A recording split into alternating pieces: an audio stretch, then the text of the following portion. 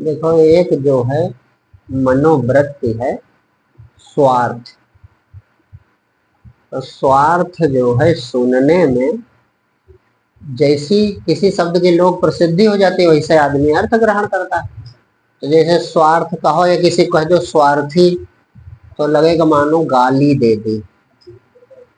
लगेगा नहीं लगेगा? अरे ये बड़े स्वार्थी हैं, तो लगेगा कि जैसे इनको गाली दे दी। लेकिन सच्चाई ये है कि ये जो स्वार्थ की वृत्ति है ये भगवत प्रसाद समझो।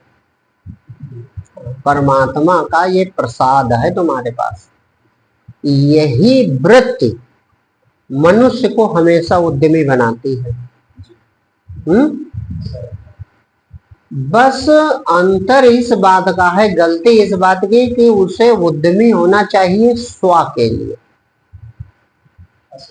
स्व के लिए। और स्वार्थ माने स्व के लिए, यानी अपने लिए हम कुछ भी कर सकते हैं। अब कितनी सुंदर ये वृत्ति है, उठती हृदय में है।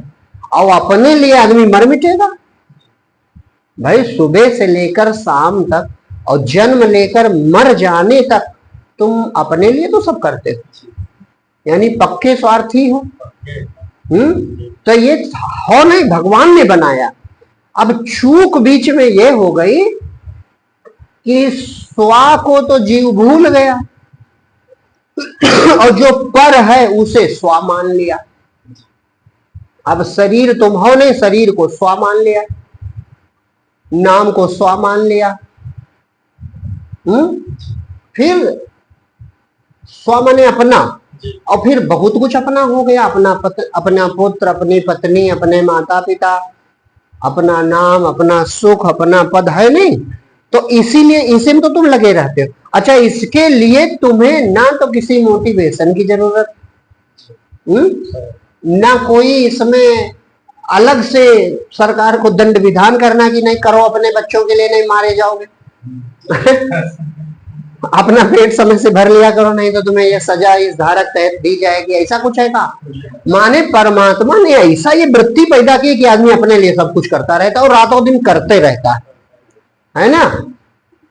लेकिन चूक एक जगह हो रही है कि इस स्वार्थ की वृत्ति का दुरुपयोग हो रहा। जो स्व नहीं है, जो पर है, उसके लिए तो हम प्राण दिए दे रहे हैं, और जो स्व है उसका होश नहीं।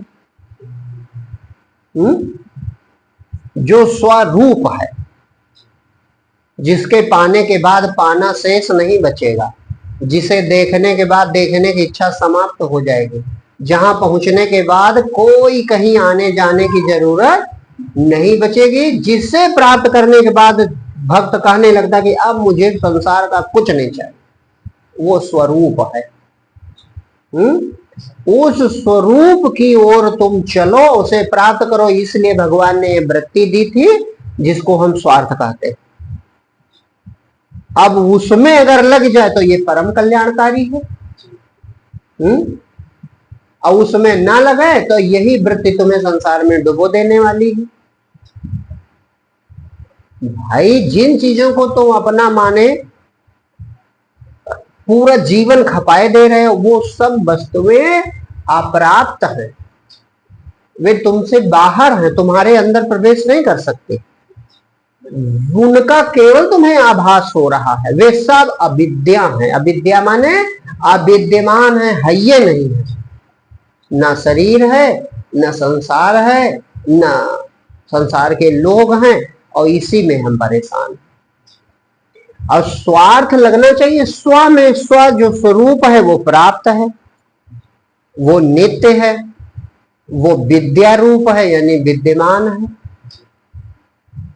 तो जो प्राप्त है, जो सचमुच अपना आपा है, और जिसे पाकर जीव परम तृप्त हो जाता है, हृदय शीतल हो जाता है, परम सुखानुभूत होते, उस स्वरूप का विस्मरण हम कर बैठे हैं। और जो पर स्वभाव है उसी के पीछे मरे जा रहे हैं अज्ञान के कारण। तो ये स्वार्थ तो सिद्धि दिला सकता है कि नहीं भाई? हमें एक ऐसा भगवान ने वृत्ति पैदा की कि हम अपने लिए मर मिटेंगे। बस पता चल जाए कि स्व है का। भाई जिसको स्व माने उसके लिए मर मिट रहे हैं। शरीर को स्व माना तो शरीर को सुंदर बनाने के लिए, शरीर को स्वस्थ बनाने के लिए, शरीर को हमेशा रखने के लिए कितने प्रयास तुम करते हैं। कितने साधन तुमने बना डाले। मनुष्य ने ही तो बनाए। कार है, मोटरसाइकिल है, बस, ट्रक, रेलगाड़ी, जहाज, क्या क्या बनाया। तरह तरह के साधन के लिए साधन नाना, वाहन के लिए वाहन नाना, साधन के लिए साधना सतत। धिक, हमें धिक्कार है। साधन को आपा माना, इसे स्व मान बैठे। अब चूंकि वो वृत्ति भगवान की देन है तो इसी स्व में हमको लगता हम स्वार्थ ही कर रहे हैं, है ना, अपने लिए ही कर रहे हैं। कहा तुम अपने लिए कर रहे हो? तुम जिसके लिए कर रहे हो वो सब छूट जाने वाला है, वो मिट जाने वाला है। और मिटेगा छूटेगा तो तुम्हें दुख भी होगा, ये नहीं होगा।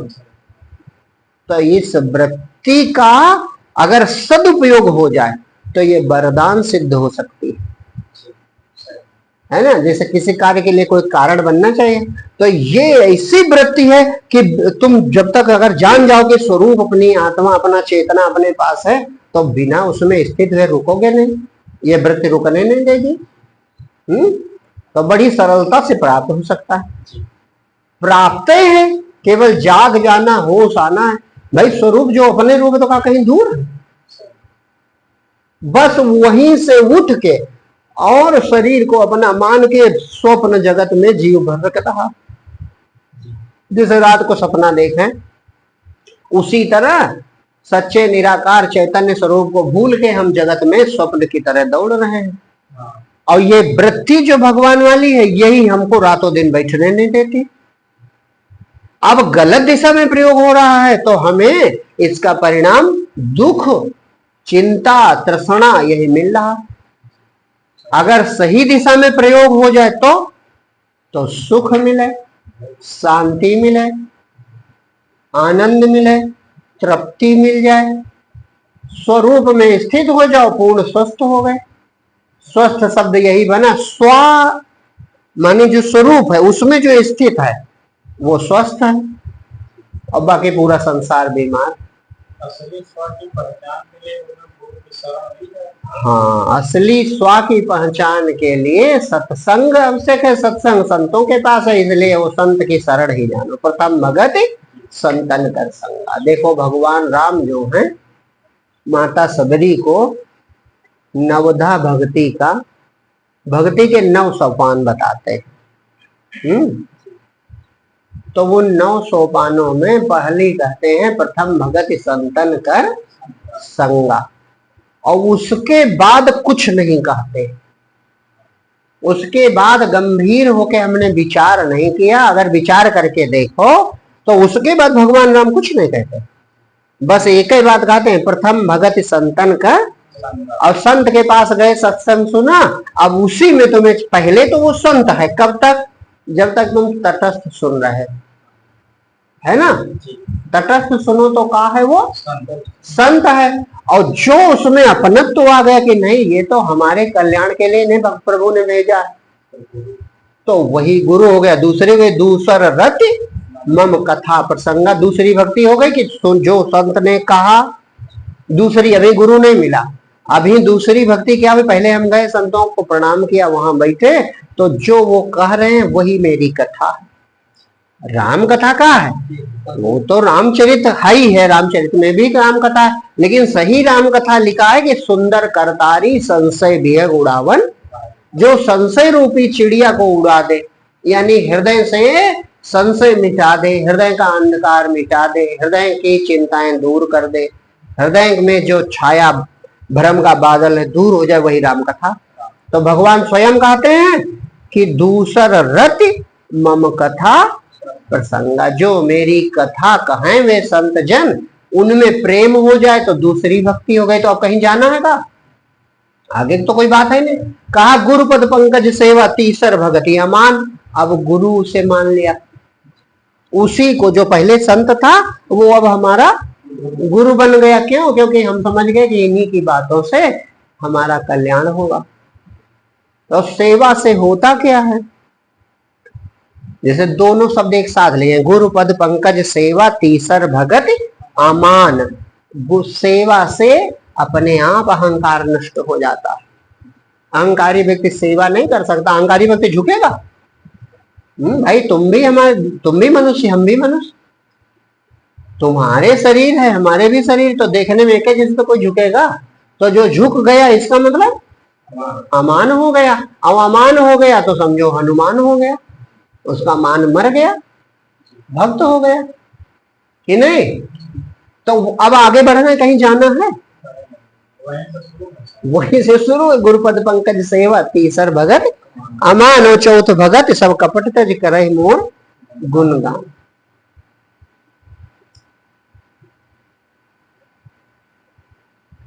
मंत्र जाप मम दृढ़ विश्वासा, पंचम भजन सो वेद प्रकाशा। कहा मंत्र जाप। मंत्र जाप का मतलब सही सही समझिए। हाँ, मंत्र जाप उसको कहते हैं, जैसे हम कहा करते हैं, एक भजन की हमारे लाइन है कि हम संसारी जन अपने पुत्र परिवार संपत्ति संसार की माला जपते हैं। वो जप कैसा है? वो वहां पर व्यंजना है शब्द के अर्थ के। भाई उसी के लिए मर मिटते हैं, पुत्र के लिए, पत्नी के लिए, परिवार के लिए, धन सब है ना। जिसकी माला तू जपता है, कहते नहीं यही तो इन्हें इनके माला जपता है ना, माने वो व्यंग्यार्थ है, वहां व्यंग्य है कि तुम उनके अलावा कुछ मान चाहते नहीं हो, है ना। ये जपना हुआ भैया, सुमिर सुमिर नर उतर पारा, ये यहाँ अर्थ छुपा है, उसको स्मरण कहते हैं। जिसकी माला तू जपता है, जिसकी खातिर तू खपता है, जिसको तू अपना मान रहा, जिसपे तू छिड़क निज जान रहा, तन्हा ही तुझे चलना होगा, तेरा साथ न देंगे अंतिम पल। कुछ अपने स्व के लिए, कुछ अपने लिए भी करता। तो जपना का है जो गुरु ने युक्ति बताई है। गुरु मंत्र माने युक्ति उन्होंने कुछ बताई है, भगवत भजन का कुछ तरीका बताया है ना। दृढ़ विश्वास के साथ निरंतर उसी भाव से भावित रहना, ये अखंड जप है। निरंतर गुरु क्या बताएगा? गुरु यही बताएगा कि भैया तुम नहीं हो, तुम्हारा ये मैं अहंकार नहीं है, ये परमात्मा ही है, तत्वमसि, तू वही है। यही तो गुरु बताएगा। तो मैं वही हूं प्रभु, हम नहीं है, हमारे रूप में तुम ही हो। इसका अखंड दृढ़ विश्वास के साथ ये धारणा, ये जप है, इसको भगवत स्मरण कहते हैं। जिह्वा हिले न दात, जप कहीं करना पड़ता है, करने पड़े तो यंत्रवत कार्य हुआ, जप कहां हुआ है? ऐसा कि नहीं? तुम परिवार की माला लेके जपते हो का? अरे निरंतर उनके सुख की कामना, निरंतर वो कैसे सुखी रहें, कैसे स्वस्थ रहें, कैसे बने रहें हमारे सगे, यही भाव तो होता है। तो परमात्मा कैसे हमें प्राप्त हो जाए, प्रभु कैसे प्रकट हो जाए, प्रभु का दिव्य स्वरूप कैसे निहारो, ये निरंतर बना रहे। मंत्र जाप मम दृढ़ विश्वास। तो कहा पंचम भजन। अब भजन की पांचवी श्रेणी हो गई तो स्वतः ज्ञान का प्रकाश प्रकट हो जाएगा। पंचम भजन सो वेद प्रकाशा। ज्ञान स्वयं, वेद माने होता है परमात्मा का बोध, और स्वयं प्रकाशित होने लगेगा। अंदर अंधकार खत्म हो जाएगा भक्त के इस पांचवी श्रेणी में पहुंच के। ये अद्भुत है वर्णन। हाँ, पांचवी श्रेणी में जब पहुंचेगा, गुरु की बात मान के कि प्रभु तुम ही हो, हम नहीं है, प्रभु तुम ही हो, हम नहीं है, सोमस इति वृत्ति अखंडा दीप शिखा सो परम प्रचंडा। तो जब वो ज्योति जग उठी तो वही परम प्रकाश रूप दिन राती है ना। पंचम भजन सो वेद प्रकाशा, तो परमात्मा का प्राकट्य होने लगा। अच्छा, एक दिन हमने बताया था जब अहंकार होगा तो उसके लक्षण प्रकट होंगे, नहीं होंगे, और जब परमात्मा प्रकट होगा तो उसके लक्षण प्रकट होंगे। अहंकार नष्ट हो गया और प्रभु का प्रकाश, परमात्मा की चेतना जो है वो प्रकाशित होने लगी हृदय में। अब लक्षण वाली बात आगे हो गई। छठ दम शील विरति बहु कर्मा, जो कल चर्चा परसों हुई थी कि एक व्यक्ति काम क्रोध लोभ मोह को दाबना चाहता और अंदर इच्छाएं भरे हैं तो वो दबेंगी। वो दम्भ है। गीता में भगवान ने कहा इंद्रियों का विषय के सुख का हृदय में चिंतन करता और हठ पूर्वक इंद्रियां रोकता है तो अर्जुन वो दम्भी। लेकिन यहां क्या हुआ, यहां इच्छा समाप्त, अहंकार समाप्त, हृदय में परमात्मा प्रकाशित हुआ। अब देखो भूमिका शुरू हो गई, छठ दम शील विरति बहु कर्म, संसार से अपने आप ही बहिराग हो गया। हृदय में परमात्मा प्रकट हो से नहीं बाबा रघुनाथ दास को कौन जाए युद्ध करे। सेन नाई को होश ही नहीं परमात्मा हृदय प्रकट कौन जाए राजा के तेल मालिश करने, है कि नहीं। छठ दमशील, अपने आप इंद्रिय दमित हो गए। इंद्रिया पांचों गाई मरी बिन चारा, पांचों जो इंद्रियां थी उनका भोजन ही समाप्त हो गया। परमात्मा जहां देखो तहां राममयी है।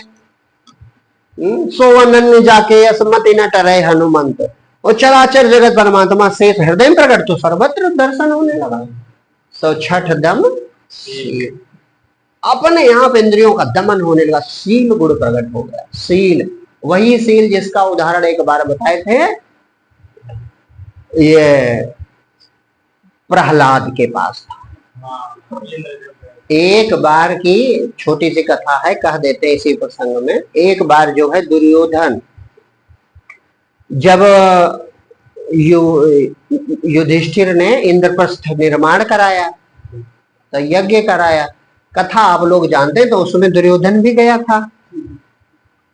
तो दुर्योधन ने अद्भुत वैभव देखा तो हृदय उसका जल गया।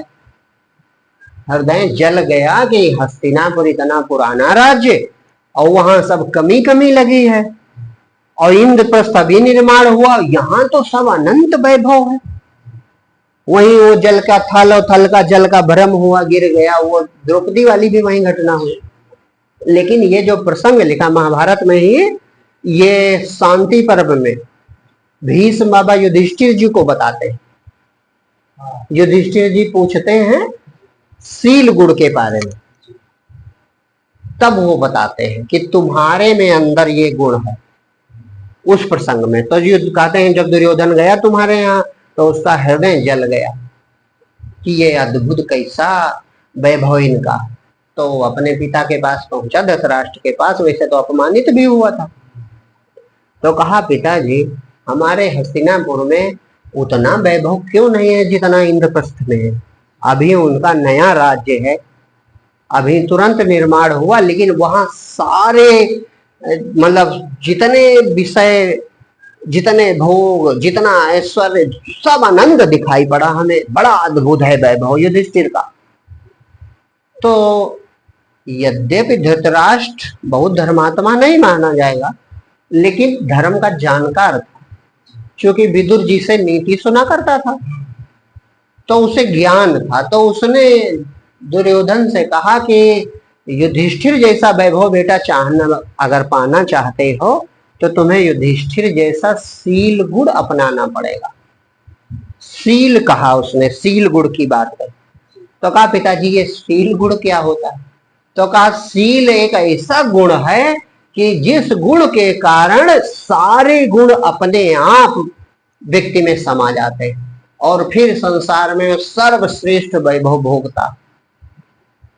शील गुण के कारण। शील गुण ये कहते हैं कि दूसरे की कमी भी हम ना देखें, दूसरे की कमी भी ना देखें, हम अच्छे करते रहें। यद्यपि इतने में पूरी बात नहीं होगी, इसके लिए शील क्या है मैं नहीं समझता पिताजी। तो उन्होंने एक कथा सुनाई। उन्होंने कहा कि बेटा एक दैत्यराज प्रहलाद हुए, उन्होंने एक इंद्र के शासन काल के बराबर शासन किया, और प्रहलाद जी के पास शील गुण था क्योंकि वे परम भक्त थे।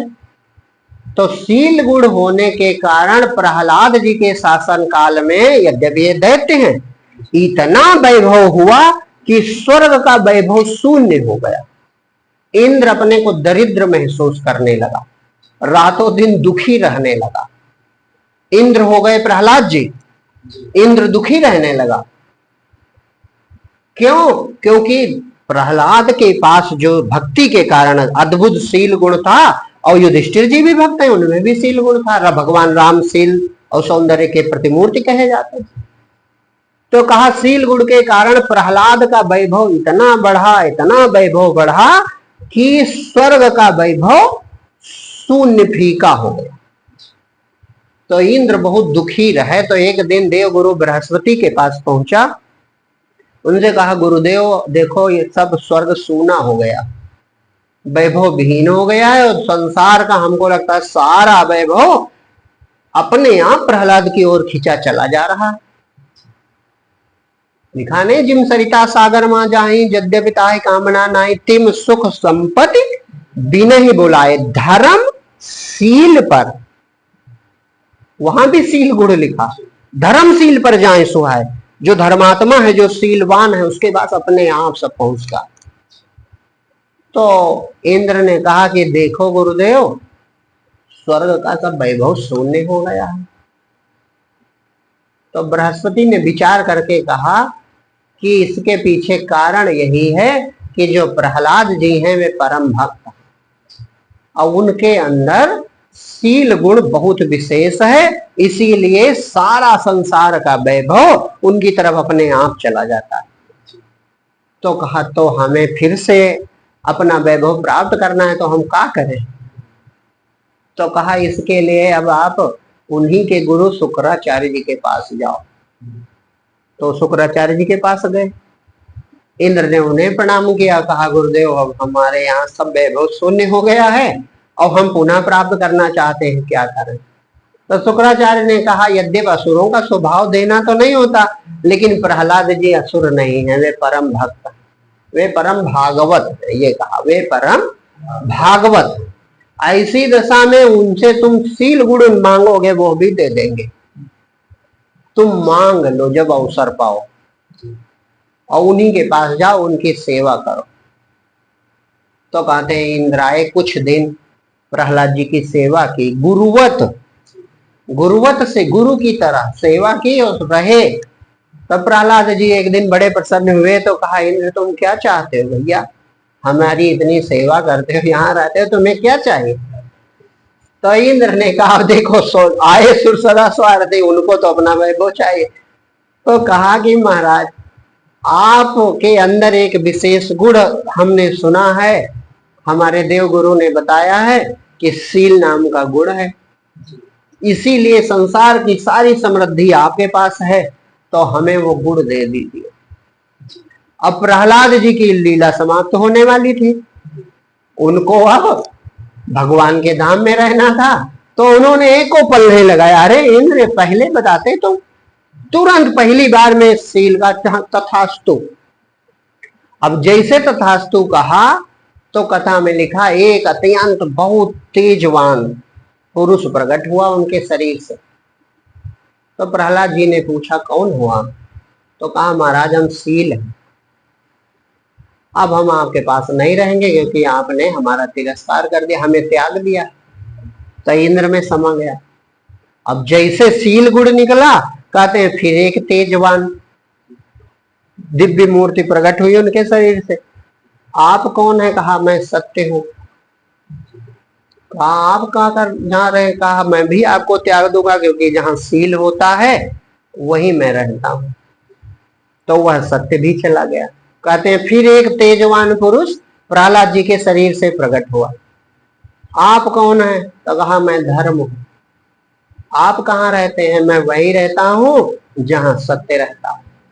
अब चूंकि इंद्र में सत्य चला गया इसलिए मुझे भी जाना पड़ेगा। वह भी चला गया। फिर एक तेजवान पुरुष प्रकट हुआ। आप कौन है? मैं सदाचार हूं। आप कहाँ रहते हैं? कहा मैं भी वहीं रहता हूं जहां धर्म रहता है। अब मैं भी जा रहा हूं। कहते हैं फिर एक रूपवती देवी प्रकट हुई। आप कौन है? कहा हम लक्ष्मी जी। कहा आप कहाँ जा रहे हैं? आप भी छोड़ देंगे? कहा जहां ये हमारे चारों भाई रहते हैं मैं वहीं रहती। लक्ष्मी जी भी चलेंगे। ये कथा लिखी हुई। माने शील बहुत अद्भुत गुण है, और ये होता किसमें है? केवल भक्त में होता है।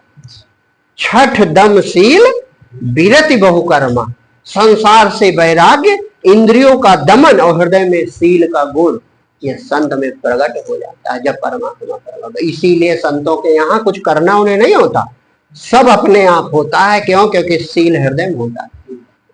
ये बड़ी अद्भुत बात है। छठ दम शील विरति बहु निरति, निरंतर सज्जन धर्मा, जो संतों का धर्म है उसमें निरंतर प्रेम बना रहता है, निरंतर वही कार्य करते। अब आगे सब लक्षण वाली भूमिकाएं, आठों सातों मोह सममय जग देखा। कहा सातवीं भूमिका कहा है, सातवीं सीढ़ी कहा मेरा ही रूप मेरे समान पूरी दुनिया को देखता, लेकिन मोते अधिक संत कर, वो गुरुओं को संतों को भक्त जानता कि ये भगवान से भी बड़े, क्योंकि भगवान से तो यही मिलाते हैं, है ना। गुरु गोविंदो खड़े काके लागो पाए, तो ऐसी दशा मोते, और भगवान राम स्वयं कह रहे हैं सातम मोह समय जग देखा, लेकिन मोते अधिक संत कर लेखा। आठों जथा लाभ संतोषा, अज्ञानी अज्ञानी को शिक्षा देता, भैया सबर करो, जो है सबर करो, सबर कर पाओगे हैं? अरे ये एक दशा है, भूमिका है, वो भी छोटी मोटी नहीं, आठवीं दशा। जब परमात्मा प्रकट हुआ, हृदय में शील है, हृदय में संतोष है, हृदय में शांति है, तब अपने आप आ गया आठों जथा लाभ संतोषा। संतोष उतर गया, उन्हें कुछ नहीं चाहिए, गोधन गजधन बाजधन और रतन धन खान, जब आवे संतोष धन सब धन धूर। कितनी अद्भुत बात है। आठों जथा लाभ संतोषा, और एक गुण सपने नहीं देखे परदोषा। काहे परदोष? तो पाप है, ये नहीं है। अरे जब दूसरा बचबे नहीं किया तो कमी कहां बचेगी? अपने लड़के में कमी दिखती? जानते हैं कि हमारा लड़का विश्व में सबसे सुंदर नहीं है, हमारा लड़का विश्व में सबसे श्रेष्ठ नहीं है, हमारा लड़का विश्व में सबसे गुणवान नहीं है, जानते माता पिता, लेकिन कमी दिखती है। उनके लिए राज दुलारा होता है, मेरा राजा बेटा। माँ कहती नहीं, मेरा राजा बेटा, चाहे नाक टेढ़ी हो, चाहे रंग काले हो, चाहे तोतला के बोल पावे, काहे ये गुण कहां से आया? अपनापन। जब आत्म रूप बचा तो दोष कहां बचे? सपने नहीं देखे परदोषा। संत पूर्ण वही है जिसमें कमी, जो दूसरे में कमी दिखबे न करे। अगर अभी हमें कमी नजर आ रही है तो अभी हमें पूर्णता नहीं है, कमी है कोई ना कोई, ये पहचान है। इसीलिए संत को बहुत विवेक नहीं लगाना पड़ता, वे एक दो बातों में जान जाते हैं कि सामने वाला पूर्ण है कि अपूर्ण है, कि साधक है कि अज्ञानी है। काहे? लक्षण में सब लिखे हैं। हाँ, आठों जथा लाभ संतोषा, सपने नहीं देखे परदोषा। नवम सरल सब छल ही ना, सरल हो गए, सरलता आ गई, माने जो अंदर वो बाहर, इसी का नाम सरलता। बनावट कोई नहीं, सरल बना नहीं जाता। लोग आजकल सरल भी बनते। हाँ, अरे भाई सीधे, बहुत मीठा बोलते हैं, बड़े मृदुभाषी हैं, कभी कड़वा बोला ही नहीं, क्रोध तो करते ही, वो महामूर्ख है, वो सब दम्भी वाले हैं। अरे अगर तुम्हारे हृदय में अज्ञान है, हृदय में अहंकार है, तो कैसा ये लक्षण प्रकट हो जाए? ये लक्षण तो सब परमात्मा के हैं। संतोष होना, शील होना, वैराग्य होना, इंद्रियों का दुनियम न जाना, ये परमात्मा के लक्षण। परमात्मा जहां चेतना प्रकट, वहां ये सब होगा। कहा नौमा एको जिनके हुई। अब देखो भक्ति की महिमा भगवान कितनी बड़ी बता देते हैं। कहा नौमा एको जिनके हुई, नारी पुरुष सचराचर कोई, सो अतिशय प्रिय भामिन मोरे, और सकल प्रकार भगति दृढ़ तोरे। देखो सबरी को भगवान ने क्या कहा? सो अतिशय प्रिय भामिन मोरे, जिसके एक भी होगी। भामिनी माने होता सुंदरी, और सुंदर कौन है भगवान की नजर में? जो भक्त। सुंदर कौन बन के आया था? एक आई थी स्त्री अभी थोड़ी देर पहले, उनसे पहले आई नहीं थी, और उसने कहा भी था तुम सम पुरुष न मोसम नारी। एक तो या तो तुम सुंदर हो, या तो हम दुनिया में दुइये हैं, ब्रह्मा जी ने दुइये रचे। और भगवान ने उसे कहा एक को बार कि तुम बड़ी सुंदर हो, भगवान ने देखा तक नहीं। ये कथा कह रही है कि संसार के जितनी चीजें, जितने भी गुण तुम अर्जित कर लो, वो सब वैसे हैं फीके, लवण बिना बहु व्यंजन जैसे। भगतहीन नर सोहै कैसा, बिनु बिनु जल बारिद देखे। पानी रहित बादल की तरह है वो व्यर्थ। सुंदर कौन है, जिसमें एक एक भी ये भक्ति का लक्षण हो, और तुम में तो नौ की नवो है। तुम्हारे लिए तो हमने ये सुनाया नहीं, हमने तो संसार के लिए कहा। तो परमास्वरूप की स्थिति यानी स्वार्थ की सिद्धि तभी होगी, सच्चे स्वार्थ की सिद्धि, जो परमात्मा की प्राप्ति हो जाए। और प्राप्ति हो जाए तो यक्कै मार्ग है, संतों की शरण, संतों की शरण पहुंच जाए। बस समझो सही सच्चा स्वार्थ। भी संतों ने कहा इसे स्वार्थ ना कहो क्योंकि दुनिया में रूढ़ हो गया है, तो कहा इसे परमार्थ, परम धन है ना। है तो स्वार्थ ही, लेकिन परमार्थ इसलिए कह दिया क्योंकि जब वो शब्द रूढ़ हो जाता है तो वो उसी अर्थ में द्योतित होता है, तो अर्थ बिगड़ गया तो ये अर्थ परिवर्तन हो गया। ये भी तो पाया जाता है भाषा विज्ञान में। तो जो अर्थ परिवर्तित हो गया तो इसलिए परमार्थ कह दिया कि परम अर्थ है, परम धन है।